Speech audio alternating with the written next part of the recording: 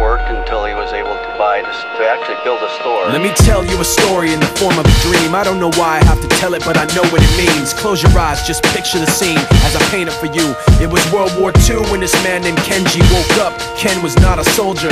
He was just a man with a family who owned a store in LA. That day, he crawled out of bed like he always did, bacon and eggs with wife and kids. He lived on the second floor of a little store he ran. He moved to LA from Japan, they called him immigrant. In Japanese, he'd say he was called Issei. That meant first generation in the United States, when everybody was afraid of the Germans, afraid of the Japs, but most of all afraid of a homeland attack. And that morning, when Ken went out on the doormat, his world went black, cause right there, front page news, 3 weeks before 1942, Pearl Harbor's been bombed and the Japs are coming. Pictures of soldiers dying and running.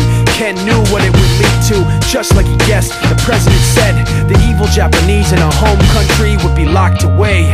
They gave Ken a couple of days to get his whole life packed in 2 bags. Just 2 bags, couldn't even pack his clothes. Some folks didn't even have a suitcase to pack anything in, so 2 trash bags is all he gave them. And when the kids asked, "Mom, where are we going?" nobody even knew what to say to them. Ken didn't want to lie, he said the US is looking for spies, so we have to live in a place called Manzanar, where a lot of Japanese people are. Stop it, don't look at the gunman.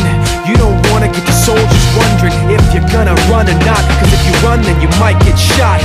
Other than that, try not to think about it.